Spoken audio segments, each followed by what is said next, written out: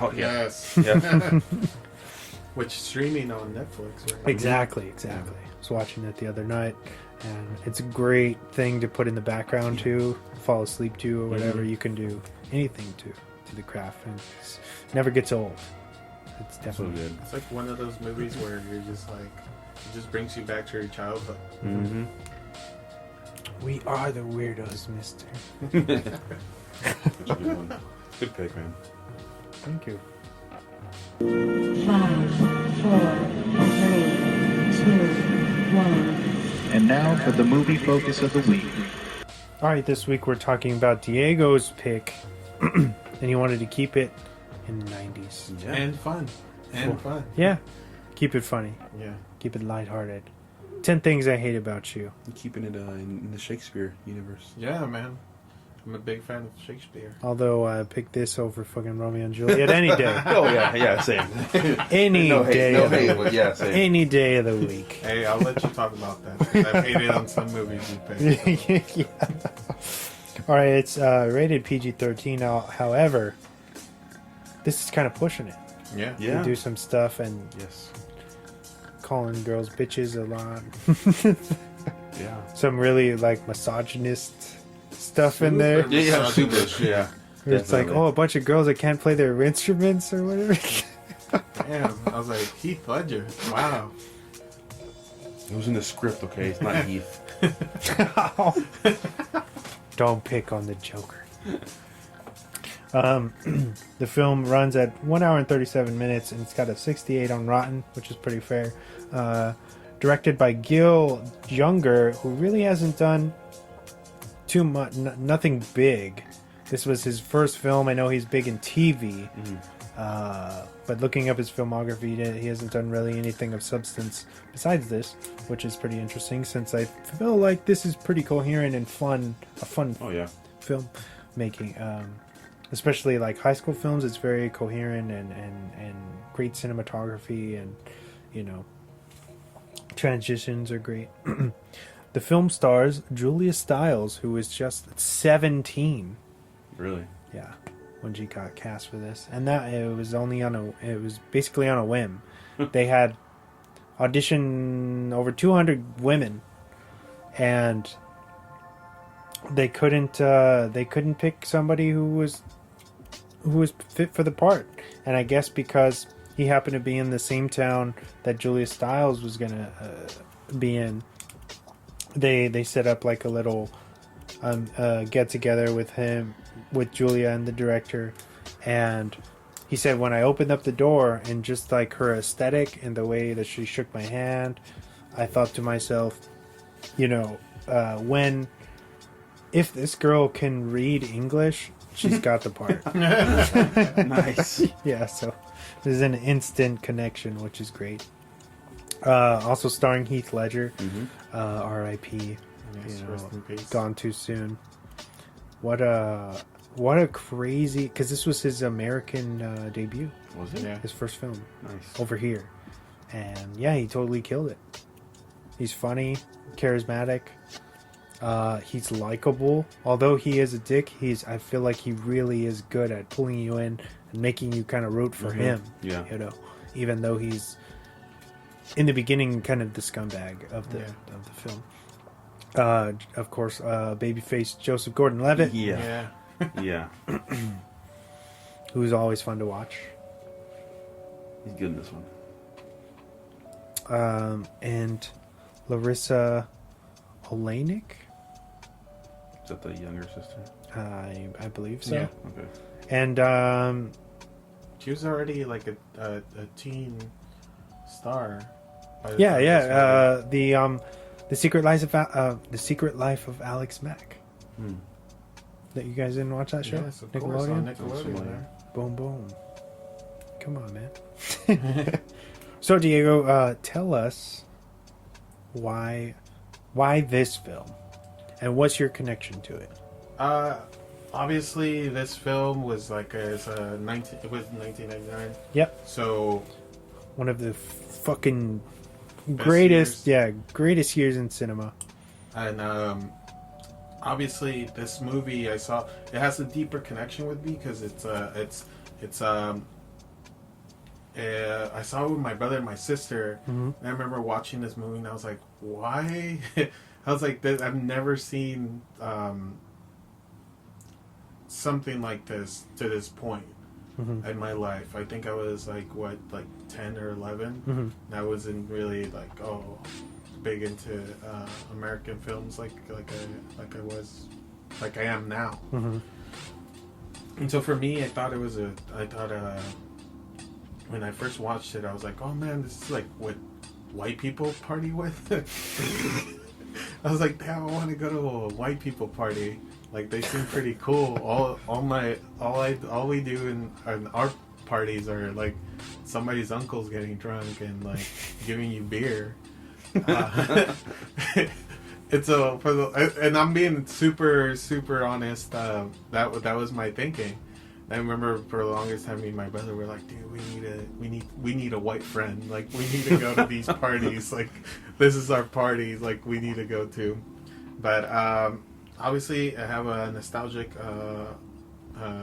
connection to it. But I also love the soundtrack in this.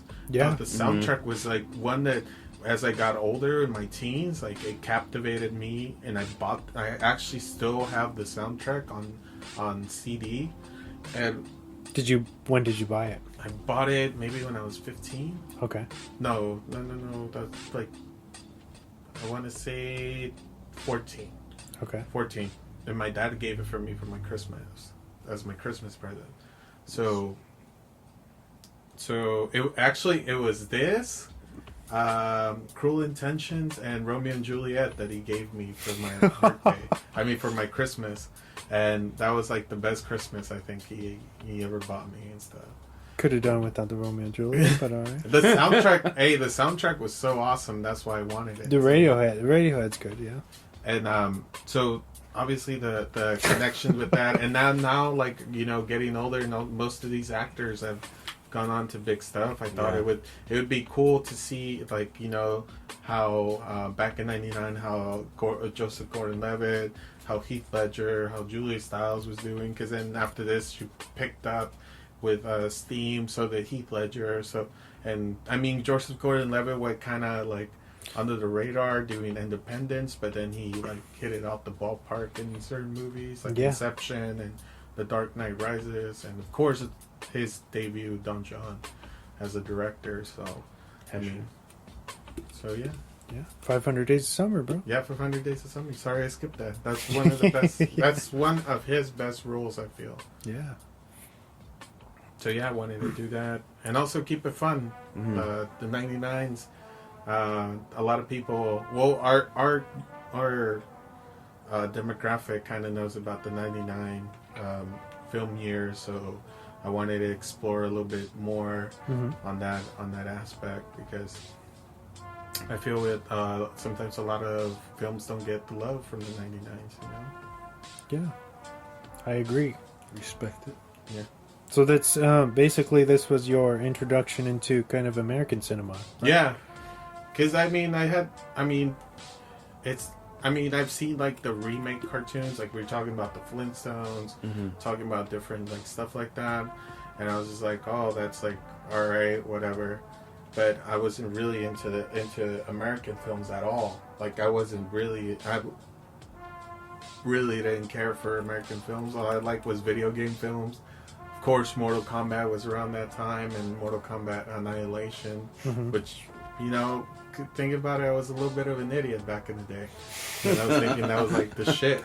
So, but this film just captivated me. And then going on later on and then finding out Shakespeare, this was based on Shakespeare. I was like, Taming whoa. of the Shrew. Yeah. Crazy. I was like, whoa. Like, that's so awesome, Yeah. Like, it gave us, I feel it gave me more reading material, because it made me go read a lot more of his stuff and everything. And it's a really cool introduction for younger kids to get into it, to get into Shakespeare, to kind of understand it. Like, hey, let's read this book, and then after we'll watch this movie. That's kind of the same thing with a twist, a more modern twist on it. And for me, I I was shown this movie in summer school. I had no idea that it was. I had seen it before, but we watched it during summer school. And really, they showed you this in summer school? Yeah. Was a sophomore, I think. It's funny because Touchstone Pictures did this, so it was a Disney property. Is it still a Disney property? Yeah. But and then he was like, well, because we were actually reading Taming of the Shrew in my summer school class. Was for English, so we were going over that. And he's like, I want you guys to watch this movie, and maybe it'll make this book more fun for you to read if you kind of can relate and compare and contrast the differences and stuff. But it's a smart way. It's like you're saying, it's definitely a good movie. The music is amazing. Yeah. Definitely, it's definitely captures that time. It's definitely because in itself, Shakespeare is a really tough read. Oh yeah. If you really don't understand, if you're going into it and just let me go buy Romeo and Juliet really quick and read this. Because it's not gonna make sense. Because I mean, and a plot to I forgot the director's name for Romeo and Juliet. Baz Luhrmann. Yeah, I mean. He tried to make it modernized and with the aesthetics of the old how it was presented back in the day, like the script and the play and everything. But I feel 10 Things I Hate About You really presented it in its real modern take on Shakespeare. Yeah, where where it wasn't like a tough, it wasn't like, oh, you had to learn how to why are they saying this? They basically took the structure of that book, gutted out the words, and then made it more modern. And I like how they throughout the movie they throw in those little lines of Shakespeare's lines, and you're not like, oh, like that's weird. It's not distracting. Oh. No, it's like, oh, like these they're in high school, they know Shakespeare, so they're just saying stuff. Mm-hmm. But I thought that was a really cool way to kind of tie it back in to his book and just making it more relatable to the book. Definitely. Yeah, because I definitely like I said, even me when I was younger, it wasn't it wasn't norm for me to go and seek out Shakespeare books or anything like that. Yeah. So I don't think anybody really unless you're into that. But. And this made me kind of want to go read his plays, Hamlet, and all this stuff. So, I mean, that's why I said again I go back to this was the perfect movie to introduce Shakespeare to people. Mm-hmm. And so definitely it's kind of it modernized it for its time, and then it's simplified everything. Where it boiled down the story and said, hey, this Shakespeare is basically timeless. You can retell this story in different settings, and it's still it still catches. I mean, think about how many movies are made just on the single basis of Romeo and Juliet. Think about it. Recycling stuff. It's so recycled. Shakespeare is literally sometimes recycled in modern day movies and stuff. Mm-hmm. And this is a great take on it. Definitely. I know. For me, I watched this later on TV. Mm-hmm. I didn't watch it I remember when it came out. And for whatever reason, I wasn't able to watch it. But then I caught it on TV and late at night. Because I've since I was in middle school, I've been a secret night owl. I like to. I'm more creative at nighttime. Hours, at nighttime, I draw, I do everything, video games, everything at night. So, and they play.